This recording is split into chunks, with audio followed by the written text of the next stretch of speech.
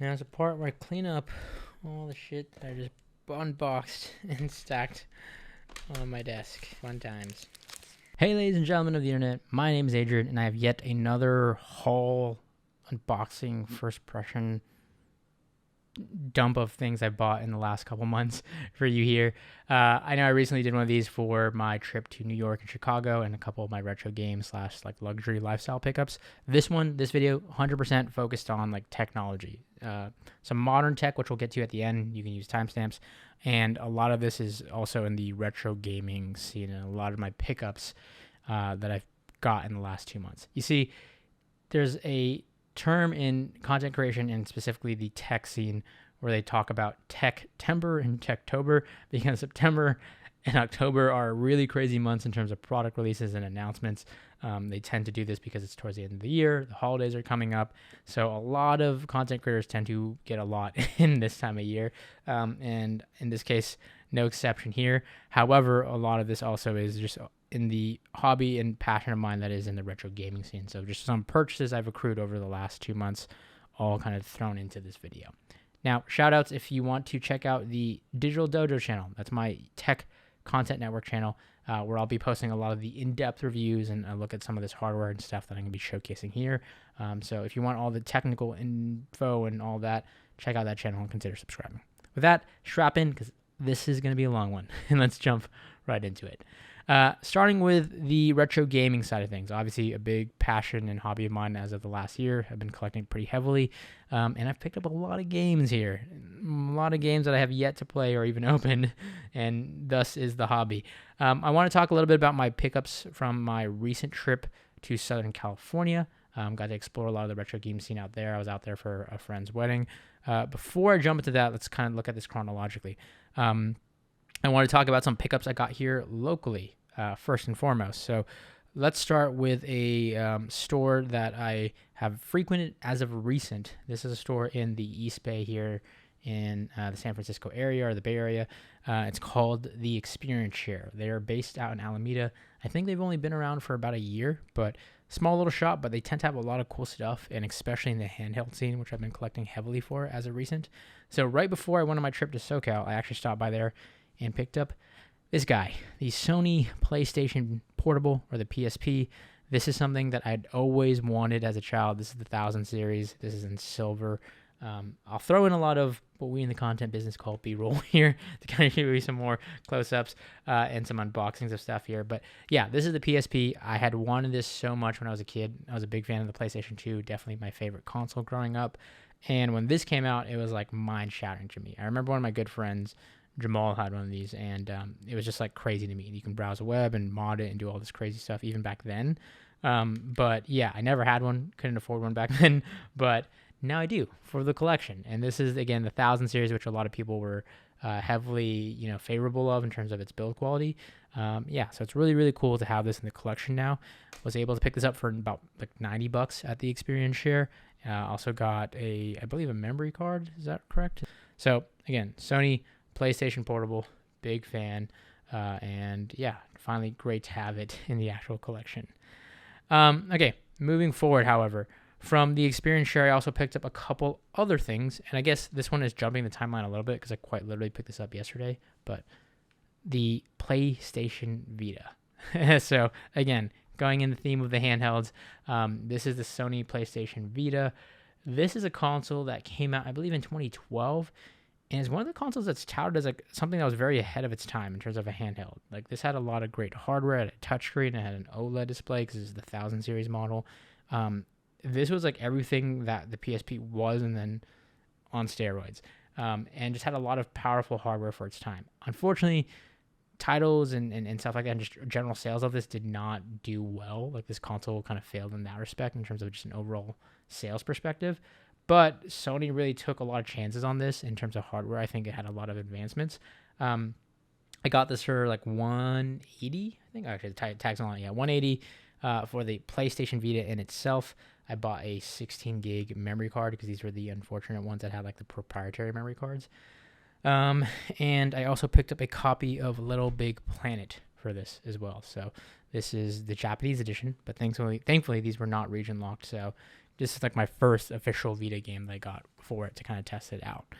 But yeah, been having fun with this as of late and been testing it out and kind of exploring the possibilities with that here in 2022.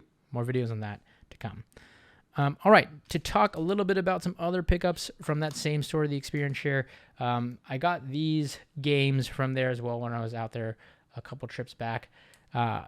Simpsons Road Rage for the OG Xbox. I was a huge fan of this. This is essentially like Crazy Taxi meets The Simpsons. Got this for $13. Complete in box. This is the Platinum Hits Edition with the manual.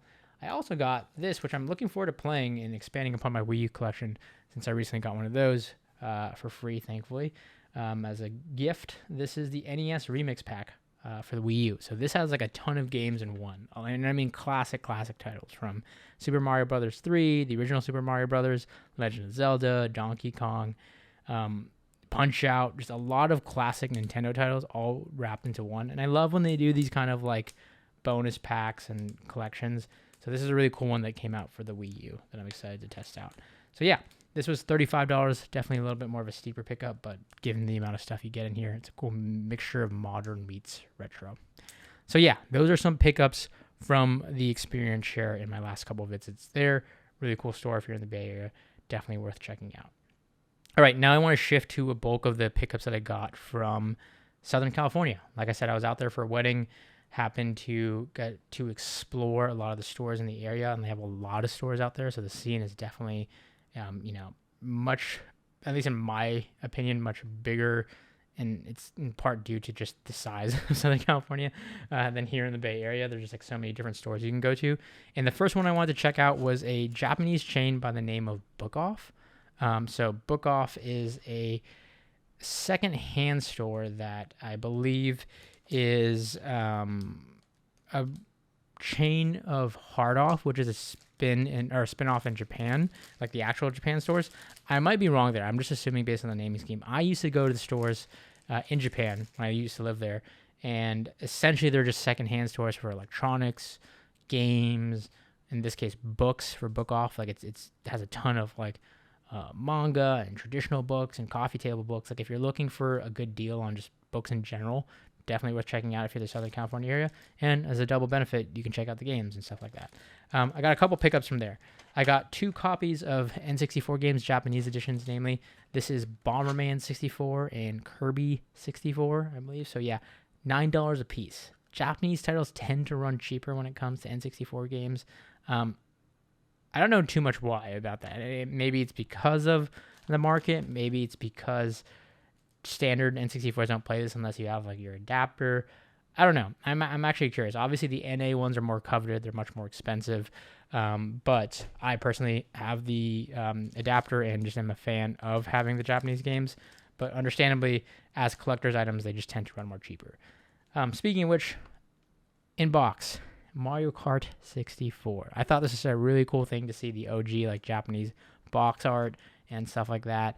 I'm assuming it's CIB in the sense that like the manual and all of that is in here, but I have yet to open it. But this is what I think of when I think of like a Nintendo 64 for me. This is probably the most played game on the Nintendo 64 for me. I remember playing this with my sisters, friends, and family. Mario Kart 64 is just like always going to hold a classic place in my heart for the Nintendo 64. So I thought this is a cool pickup for $50. Definitely pricier, but just to have as a collector's item, really cool find. At the same stores, because I went to like 3 of them. They have multiple locations across the area. I got Zelda 2, The Adventures of Link. This is for the NES, since I recently also got an NES not that long ago. This is just a classic. Like the look of this in that gold cartridge was always so cool, and as a collector's item has aged well. Got this for $20. Really good condition. Has like some natural patina to it and some wearing off, because obviously this is just like essentially like almost like spray painted on, but still looks really cool for its time and a cool thing to have for the collection. Now, to add on to that, when I was in SoCal, I also managed to go to a couple other stores outside of Book Off. But, apologies. 2 more games I forgot to mention. PSP. These 2 games I found at a Book Off as well. This is God of War Chains of Olympus. This is a classic I had to get, of course, for my PSP. Big fan of the God of War series. And Final Fantasy Dissidia, which is like a mixed match of a lot of the Final Fantasy characters all in one game. I'll be honest, I had never heard about this game, even though I was a big fan of the Final Fantasy series. Maybe it's because I never had a PSP, but it was cool to pick up. Got this for $16. Got the God of War for $28, so a little bit more pricier, but definitely cool pickups to have for the PSP library. All right, like I mentioned, while I was in SoCal, I got to check out some other retro gaming scenes and stores out there, and two of the ones I got to check out that were pretty cool ones. One was a game chain or store chain called Retro Games Plus. I went to the Huntington Beach location. I believe they have 2 existing locations and are opening a third one. I'll throw a portion up about their website.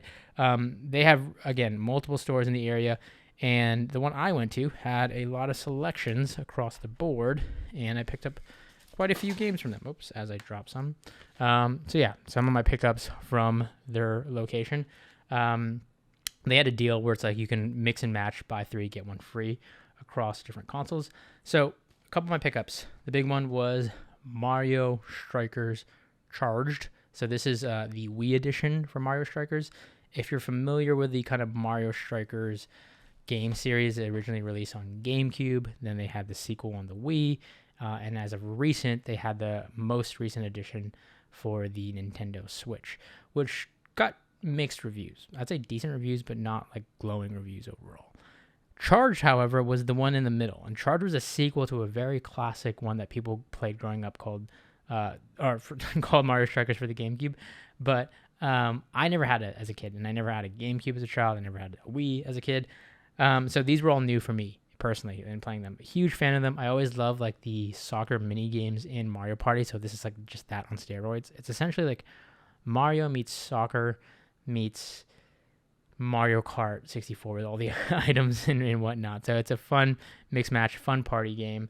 And I had to pick up Strikers Charge because I heard a lot of great things about it being a really great sequel and follow-up, which is always hard to do for classic titles. So picked that up for $24. Picked up Soul Calibur, pretend like I remember my Roman numerals, for the 360. I honestly picked this up because this is the famous one that had Yoda in it. I never had this one growing up, but was a big fan of the Soul Calibur series. That was $9. Wii U edition of Star Fox Guard. This was an add-on game that came with Star Fox for the Wii U. However, they made it its own standalone. It was like a tower defense game that I think was like pretty slept on, and a lot of people were a big fan of this and how it used the second screen experience with the Wii U. I'm a sucker for Star Fox. I'm a sucker for tower defense games. $7. Actually, I ended up getting this one for free for the 3-in-1 deal. But yeah, cool pickup. A one game series I've been randomly collecting for as of late has been Harry Potter, randomly. Big fan of the movies and books. So definitely tried to check out the games. This is the Half-Blood Prince for $10 for the Wii. I heard good things about the Wii editions of these games just because of the motion control dynamics. So yeah, interested to see how that one pans out. And then 2 original or OG Xbox games. The Xbox GoldenEye Rogue Agent edition. So this came out for multiple platforms, but this one was like mixed reviews. Like I remember the storyline was like interesting. It was different, if I remember correctly. Like you play as an agent who obviously like gets decommissioned from like the MI6 and then kind of go, well, as the title claims, like rogue. So you're playing the bad guy in a sense in this one. But I was a big fan of it for the PS2, so I decided to pick it up for the original Xbox. That ran me $9. And $10 for NBA Street Volume 3. Big fan of basketball games and notably the Street series, so trying to get complete across the board. We got Baron Davis here on the cover. So $10 for the OG Xbox game. So yeah, Retro Games Plus, really cool store. They had a lot of cool stuff from collectibles, trading cards, all that good stuff, and of course video games. I remember at the location I was at, they offered me to like, the cashier offered me like 10% off my order if I beat him in a game of Mortal Kombat because they had like the arcade kiosk.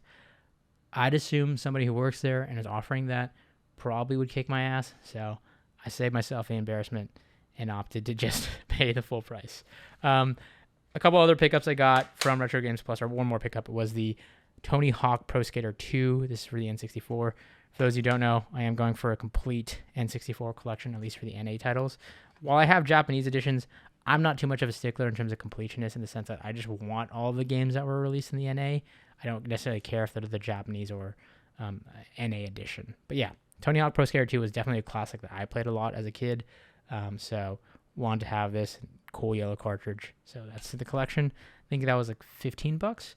And then two more N64 games that I picked up.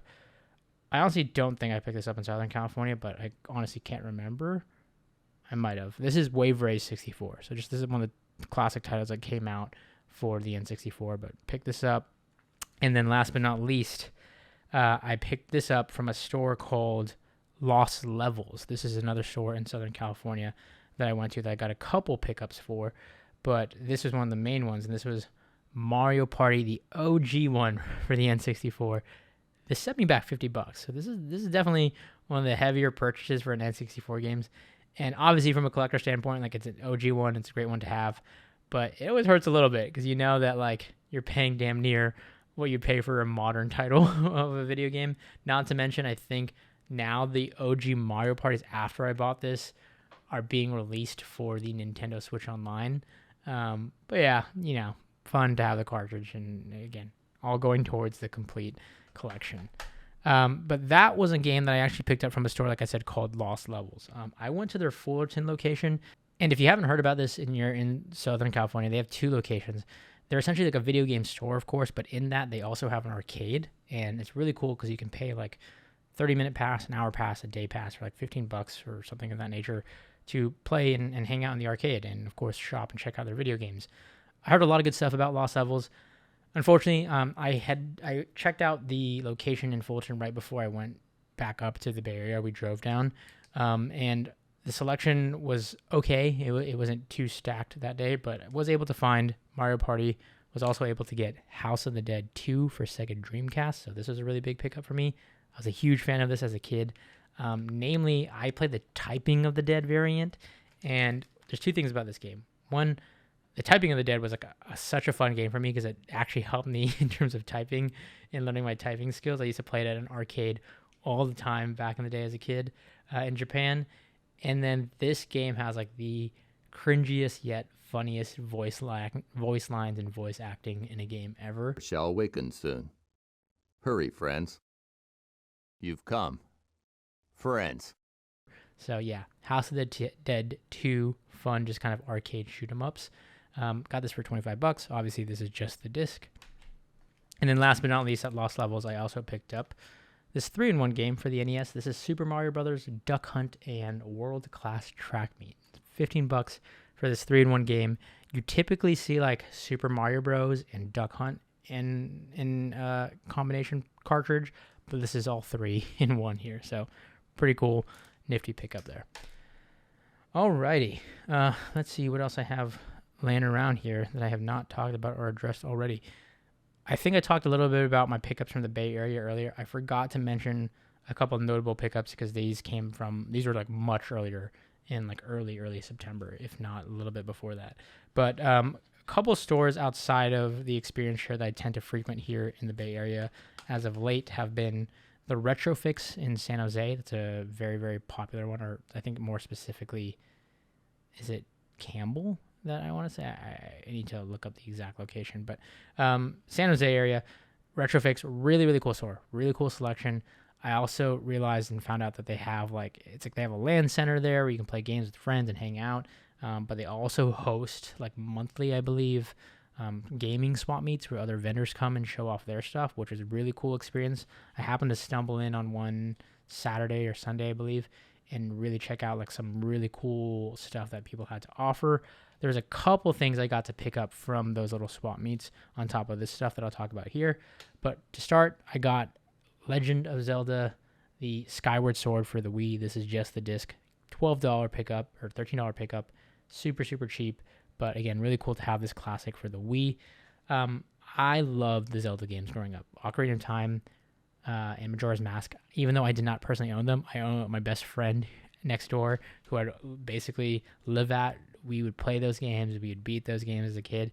And that was like my first experience of like an in-depth like video game series, and one that I just fell in love with from the music, the style, everything about it. And I never really got to play the Zelda games after that. Like I never played Wind Waker because I didn't have the GameCube. Never played Skyward Sword because I never had a Wii. Stuff like that. So to kind of re-get a lot of those classic games and even the retro ones, really, really cool to kind of build it up in the collection. Two other games I picked up when I was out there in San Jose. I also picked up OG Blitz 2002 for the OG Xbox. Just a fun arcade style football game if you never played any Blitz series. This is like back when the NFL was still kind of behind the Blitz name. And then they came out with some other crazier Blitz games that dropped the NFL sponsorship and were really fun as well that I also picked up for the OG Xbox. And while I was at Target, as I mentioned earlier, I also picked up this game because I saw it in a bargain bin. This is Lego Harry Potter collection for Xbox One. This is the years 1 through 4 and then 5 through 7. So it's just 2 full games on one disc. This was like less than $20. And I don't typically play the Lego series of games. I know they have some, fan base behind them. So figured why not? Since I'm collecting Harry Potter games, check it out. I happened to be across a Target while I was in San Jose and found this. So nice little pickup there. Okay.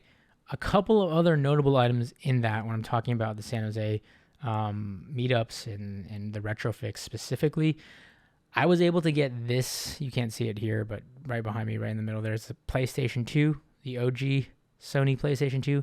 I already had a slim model. I wanted a thick model, or the fat model, as they call it, because it had a lot of opportunity for modding and tweaking. And I had an idea to kind of do like an ultimate PlayStation 2 video. I happened to pick this one up from the swap meet while I was there for literally $25. The vendor had told me he had bought it at a flea market. It wasn't reading discs, and he even said like, hey, it works, it powers on, it doesn't read discs at all. I don't know if it needs a new laser or a new drive, but if you want to fix it, mod it, whatever, here's a good thing to pick up. It came with the PlayStation 2 itself, came with all the cords, the standard cords. It even came with like an analog, like the RCA adapters, little Mad Catz one, and it came with 2 controllers and a DVD remote. So like all of that for $25, I was easily sold. So picked that up from him. Ended up doing the kind of soft mod with the memory card running and the hard drive or Ethernet adapter. So essentially, I can run it all digital. Like I can play games and backups of games without the disk drive even working. So I didn't even opt to fix the disk drive. I tweaked around with it, messed around with it, cleaned it out. But in the end, that's a future video I have coming up on Digital Dojos, I believe. So be sure to check that out once that drops. But that was a really cool pickup. I also, from the Retrofix itself, picked up an OG Xbox that I have sitting behind me that you can't really see. There it is. This is the Halo Edition OG Xbox. I never had the Xbox at launch. I was a PS2, player when I was younger. That was like my console of that generation. I got the Xbox later in its release cycle. My dad had actually found one online through like a local. It's like the version of Craigslist that we had in Japan. And some guy was like selling it off with a bunch of games, controllers. And I was a huge fan of Halo growing up. My friend next door also had Halo, and we would just play that religiously. That was like one of the first like LAN party experiences I really had. I remember like him and his older brother used to have people over where they would be playing like local co-op or like local LAN parties with multiple Xboxes, and that was such a cool experience for me growing up. So fond memories of the OG Xbox, even though I didn't own one until much later when my dad had got me that OG Xbox. But at that point, like consoles and games were like so far along that like I didn't appreciate the OG Xbox for what it was at that point. So I decided to buy one just to kind of add to the collection, and I happened to find the special edition Halo one. That sent me back like $250 if I'm not mistaken. Definitely expensive. These OG Xboxes have been raising up in prices, but more specifically these special edition ones like the Halo edition. But this one is in like immaculate condition, not to mention the controller. Again, all of it super solid. So I picked that up. I also picked up like an HDMI adapter for it. So really, really cool. Really excited to kind of put that through its paces and play some classic titles on the OG Xbox. All right, that wraps up the retro gaming side of things, I believe. Pretty sure. It's crazy to think about the sheer amount of stuff that I've gotten just in terms of games as of recent. But the last thing I want to note on that is just some accessories that I also picked up online. One is the MClassic from Marseille. This is, if you're in that retro gaming scene, you've probably heard about this. This is a upscaler. If you don't know what an upscaler is, essentially it takes older consoles and graphics that are meant for 480p or 720p or 1080, and it helps scale it up for modern televisions. And more so for the older consoles, you can definitely use this with things like the Nintendo Switch. I've actually been using it for that as of recent. But this does full HD 4K upscaling. So you can take a modern HD TV or a modern 4K TV and use this, and you essentially put this adapter between your console or your source and the TV, and this scales up the image. It makes it more smoother. You can put on the things so it takes the jagged edges and kind of makes it more just better quality, right? Like, or better looking, I should say, on more modern hardware. It's not going to obviously be able to work 100% magic there, but it does a pretty good job, and especially for the much older consoles. Now, the caveat here, to do things like for GameCube or Nintendo 64 or Dreamcast, you have to have an HDMI connection to begin with. A lot of those retro consoles do not have HDMI, as you can imagine. So you have to get specific adapters and or HDMI mods to really get the full experience of something like this. Obviously, at that point, if you have HDMI mods and other things, those are probably going to do a lot of what this does in itself. But I think it's a cool adapter to have in tandem with a lot of this stuff. So, for example, another very famous piece of hardware that I'm looking to pick up is the Retrofix 5X for doing this kind of upscaling and whatnot. But a lot of people tend to use that in tandem with Marseille's MClassic. And again, it's really cool for those purposes. So this is more of a niche product. If you're in the scene, you've probably heard about this or know what it is. But yeah, I think this retails for like just under $200. It's like 100 something, or maybe it might just come in at 100. I need to triple check the pricing there. Another pickup that I got not too long ago was the Defender from Retrofighters. This is a PlayStation 1, 2, and 3 wireless controller from the folks at Retrofighters, very well known in the scene for making like modern controllers for old consoles. And this is a wireless controller that works across all 3 generations of PlayStations, and it just looks sick in that translucent blue here. Now, this has rumble motors, this is all that great stuff, a lot of the classic buttons for all those consoles. I had originally ordered this on Amazon because I had planned on doing that Ultimate PlayStation 2 video, and what had happened was that I had gotten a model that had some quality issues. I reached out to the folks at Retrofighters just to kind of inquire about it before I did a video on it because I wanted to be fair, and they sent me out a new one ASAP. Fixed it, got me at one that was like 100% in working, good condition, and I got to keep the old one. So I have now 2 Retrofighter Defenders for my PlayStation 2. I'm going to have a separate video on this entirely, so be sure you stay tuned for that. But really, really cool modern solution for retro consoles if you don't want to use like the standard the standard DualShock controllers and you want to ditch the wire and kind of make it feel like a more modern solution. Check this out. I think it retails for like less than $50, so it's definitely worth checking out at that. Okay, that was a lot to unpack when it came to the gaming stuff. Now, nearly 30 minutes in, we're transitioning into the modern hardware and some modern pickups as of late. And I've been kind of hinting at some of these pickups, as you can see in the back here. One of the big ones that I've done enough videos on at this point, but this has been my daily driver as of late. This is the iPhone 14 Pro Max. I have a full review of this coming out actually probably this weekend that I'm shooting this video on my Digital Dojo channel. I've already done a video on this channel about this, so check that out. But yeah, this is my new daily driver. In short, if you're on an iPhone 13 series phone, do not upgrade to this. It's not worth it. Might be worth it on older hardware if you're coming from older iPhones, but even then, check out my video. It's less than 6 minutes. I do a pretty good breakdown of like where you should consider upgrading to this. It's a good phone overall, don't get me wrong, but not worth upgrading to if you're on the last generation of iPhone. All right. Outside of that, however, as you can see from behind, I also picked up a pair of AirPod Maxes from Apple. These are by no means a new product. These have been out for almost a year now, or if not a year, probably a little bit over a year. These are like Apple's like high-end wireless headphones in the AirPods series. Like there are the AirPods Pros, and then there's the AirPod Maxes, because these are their only over-the-ear headphone solutions. And as you can see from the case, very interesting design here, but I don't even know if you would call it a case. These are the ones in space gray. So very, very sleek product design-wise. They look great. These are things you buy if you're just really heavily into the Apple ecosystem and you want the best headphones that they have to offer, point blank. Majority of people will not need this. I don't even have to put my review out to kind of state that. It's nice to have in terms of a complete noise cancellation over-the-ear solution for traveling. In my case, for the office is what I use these for, and I wanted something outside of my Sony XM4s that I was having too many connectivity issues in the long run, and given I'm in the Mac ecosystem, given I'm on an iPhone, this was like the easiest and best solution for me. More in-depth review coming out of those, and with that, I also picked up a second pair just today. These, however, are not for me. These are for my lovely girlfriend. These are the AirPod Maxes in white and silver. She had been looking for a pair of over-the-head headphones. I think she originally wanted to go for the Bowers and the Bang & Olufsen's Beoplay, like HDX series or HX series. I'll be honest, she saw those because they were like promoted by an influencer and they're aesthetically pleasing. The techie in me couldn't just go 100% based on aesthetics. And while, yes, the Apple ones are definitely known for their aesthetics, I would have to kind of lean towards these in my experience in terms of sound quality from the Sonys and the complete package. And I know how she's going to use these.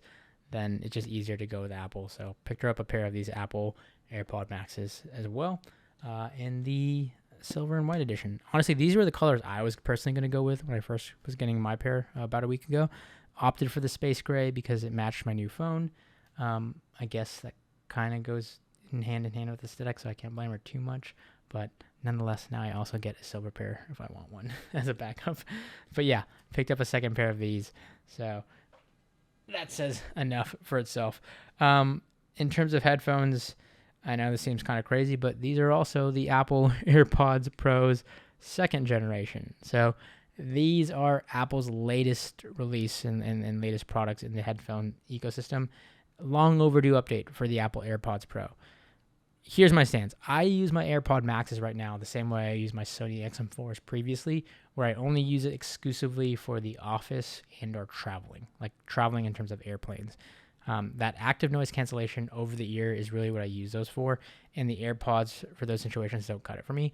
I use my AirPod Pros for everything else. When I'm commuting to the office, when I'm out and about, when I'm working out, that's where I use these, and I think these are much more built for that in comparison to the over-the-head headphones. I religiously use my AirPods Pro. If I'm out at all in any capacity, I have them with me. I was a big fan of the AirPods as a whole as Apple's product launch. Like, I think it's still, in the last 5 years, one of their best products to date in terms of convenience and ease of use. And the AirPods Pros 2 essentially improve in all the ways that the first one needed improvements. Adding some better touch gesture controls, adding a better quality chip and better sound quality, better noise cancellation. And then they improved on the case. So the new AirPods Pro 2 case has a speaker in it for when you lose the case, and it has Find My separate from the earbuds in itself. I know that seems crazy, but I tend to have that happen a lot where I'd have my AirPods in and I'd lose the case or I'd misplace the case. Now you have a nice little case that can be detected much more easier and tracked more efficiently through the Find My ecosystem. Again, these are much more worth it to me if you are a Apple user and you want the best of the best when it comes to the standard AirPods, right? Some people, I understand this, like these don't fit their ears and whatnot. I think they did more stuff this year to kind of offer that as different tip solutions. But these are more worth it, in my opinion, at $250 versus these at $550. Majority of you out there will never and do not need these, 100%. These, however, I would argue are worth investing in if you're a heavy AirPods user and you want kind of the best of the best on that lineup. Last but not least, like I said, a lot of Apple products, a lot of releases this last month, and to kind of go off that train, I picked up a Apple Watch. This is the Series 8, it's the latest edition. This is in midnight blue, and this is the aluminum model. So this is the 44 millimeter, so the bigger size of the Apple Watches. Here's the thing with smartwatches and Apple Watches in general. I had a first edition Apple Watch when they first came out, was a big fan and proponent of trying to kind of adopt the smartwatch. And it stuck with me for a while. I ended up getting a Series 3 eventually in the stainless steel, and that's been the Apple Watch I've used up until this point. However, I quickly just stopped using that because, one, I just wasn't as being as fit and active as I should have been, but more so because one, I would just never charge it and I wouldn't get in the habit of charging it as often as I should have, and it was dying like too quickly for me. And then more importantly, I was just a big fan and am a big fan of like standard watches outside of video games. Prior to that, I was a big proponent of watch collecting and still am. However, I had to slow down on that hobby because it's a little bit more expensive than video games for sure. But yeah, collecting watches and wearing different watches depending on an outfit and how I'm feeling that day basically meant I was never wearing my Apple Watch and never tracking my stats, so it was kind of pointless. I ended up picking up an Oura ring I ended up getting an Oura ring as a gift. That's like a fitness ring tracker that I found much more convenient and kind of like easier to put on and just always have a ring on every day. I use that a lot for my sleep tracking, and that's phenomenal. However, I figured why not give, with the latest release of an Apple Watch, the Series 8 a try. So like this is me jumping 5 generations in terms of Apple Watches. So I expect much more improvement across all areas. And I have been trying to make a more conscious lifestyle change in terms of being more fit, being more active. I've been taking a lot more fitness classes and gym subscriptions and all that. So this is my justification, if you will, for getting the Series 8 watch. And to help with that, and with the recent AirPods purchases, I picked up this Belkin. This is the Boost Charge Pro. So this is like a 3-in-1 charging system that allows you to kind of use as a wireless pad for your AirPods, your watch, and your phone. It's just a flat kind of charging station here that you can use. My plan is actually to put this in the entryway of our apartment. We recently got a new console table, and I typically walk in every day when I get back, and I put everything down there. So this will be a good way to kind of put everything and have a home to easily charge my devices and maybe more actively use my watch as a result of it. That will yet to be determined. So yeah, a lot of Apple pickups, a lot of new hardware from Apple in general in these last couple of months, from the new AirPods, the new watch, of course the new phone. So, you know, that side of me is still very much involved in the space and very interested in what's going on. One thing that fascinates me, and it's the contrast of this kind of retro gaming scene and hardware I've been collecting in the last year plus, and obviously taking a look at newer hardware, like all this stuff that came out from Apple in the last couple of months. As somebody who has been covering the tech scene for over 15 plus years, there's always something new. There's always going to be something better. There's always going to be something on the horizon that's coming out there. And in some aspects that help desensitize me to the scene, right? Like, you see so much that eventually it's like iteration after iteration. It seems like it's only getting slightly better, or you get desensitized. But one thing is that with that, I've always appreciated those who make the most of what they had, and a lot of the people I looked up to growing up did that, and on some aspects it's how I started my channel. And I think now collecting in this retro gaming scene, it's a big aspect of that is that notion of like bringing life to older things and making the most of those older consoles and modding it and doing all this cool stuff. And look, could I easily go out there and just buy this stuff online or buy it in bulk and pay whatever on eBay? Yeah, 100%. But I think a fun part of the actual collecting piece is going out there and hunting for it, finding cool deals, finding bargains, finding it in places you would never think you would find it. And that is the fun part of the hobby for me, at least as somebody who's only more so recently got into it. I'm not going to lie. Back in the day when I was doing this like as a job, this time of year was my favorite time of year. Like September going into the holidays, because all this crazy stuff would come out and all the reviews would come out and you would get to test out all the new hardware or get sent new hardware. So it's fun and a privilege to be able to nowadays have all this and be able to, you know, have the opportunity to afford, be sent, check out a lot of this cool stuff. Like that idea is never lost on me. Buying this stuff from Apple today, like there was a time in my life where like I could not afford this stuff.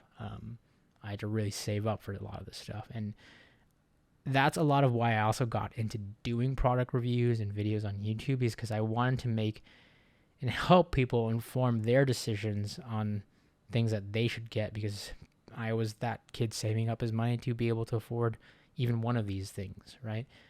So in my hopes in doing content like that is to help others inform with their decisions and steer them towards what might make sense for them and help them get the best of their hard-earned money. So yeah, a little tangent there. But yeah, that is my haul, if you will, from retro games to modern hardware.